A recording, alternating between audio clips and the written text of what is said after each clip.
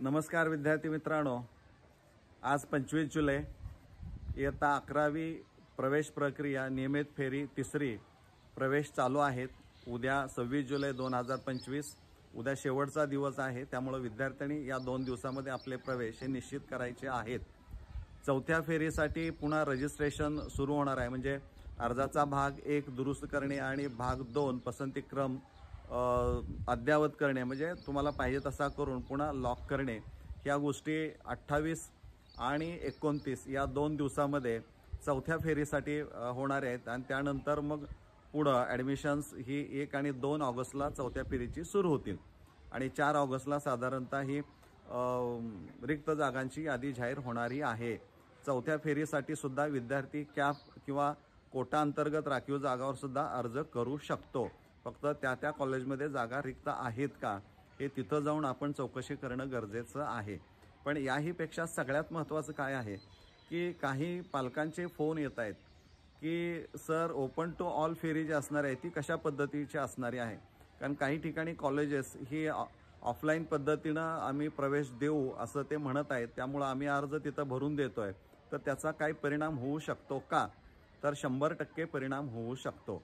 पहिली गोष्ट पालकांनी आणि विद्यार्थ्यांनी लक्षात ठेवायची आहे की 11वीची जी काही सेंट्रलाइज ऑनलाईन ॲडमिशन प्रोसेस जी आहे ती ऑनलाईनच असणारी आहे। अगदी शेवटचा एक जरी विद्यार्थी राहिला असला तरी त्या विद्यार्थ्याला सुद्धा ऑनलाईन पद्धतीनंच प्रवेश घ्यावा लागणारा आहे। यामध्ये दुसरा विचार करायचं काही कारण नाही। आणि समजा तुम्ही या पद्धतीनं प्रवेश घेतला नाही तर सगळ्यात मोठा फटका हा 12वीला तुम्हाला बसणार आहे। कारण 12वीचे ज्यावेळी बोर्ड परीक्षेचे अर्ज भरले जातील त्यावेळेस तिथं तुमचं नाव असणार नाही, तुम्ही 12वीची परीक्षा देऊ शकणार नाही। त्यामुळं विद्यार्थी आणि पालक आपण या गोष्टी कडं अतिशय गांभीर्यानं बघणं गरजेचं आहे।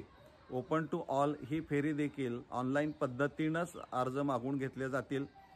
पसंतीक्रम तुम्हाला भरून द्यावा लागणार आहे आणि गुणवत्तेच्या आधारे तिथं प्रवेश असतील, आरक्षण लागू असणार नाही। परंतु 5व्या फेरीमध्ये म्हणजे स्पेशल फेरी आपण म्हणूया नंबर 1 किंवा सर्वांसाठी खुली फेरी असणारी आहे पहिली, त्या फेरीमध्ये मॅक्झिमम प्रवेश देण्याचा विचार असणारा आहे। कारण आज कालपर्यंत 7,20,000 विद्यार्थीच फक्त ॲडमिट झाले होते, म्हणजे प्रवेश घेतलेले होते, आणि आज 1,11,000 काहीतरी आकडा संपूर्ण राज्यात डिस्ट्रीब्यूट केलेल्या वाटप केलेल्या विद्यार्थ्यांची संख्या आहे।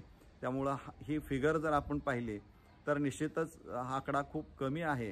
त्यामुळं चौथ्या आणि 5व्या फेरीमध्ये विद्यार्थी संख्या जास्तीत जास्त देण्याचा त्यांचा प्रयत्न असणार आहे कॉलेजेसना।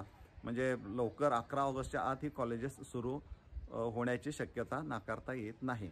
ATKT वाल्यांच्या बाबतीमध्ये जर काही लेटेस्ट इन्फॉर्मेशन आली तर तीही तुमच्यापर्यंत निश्चित पोहोचवली जाणारी आहे। यामध्ये आपण सतत जी अधिकृत वेबसाईट असणारी आहे ती दररोज 4 वेळा तरी किमान बघा, म्हणजे काही त्याच्यामध्ये डेव्हलपमेंट झालेले आपल्याला समजू शकतात। मला वाटतंय ऑनलाईन विद्यार्थी प्रवेश घेणार किंवा मी ऑनलाईन प्रवेश घेणार हे ठाम आपण लक्षात ठेवणं गरजेचं आहे।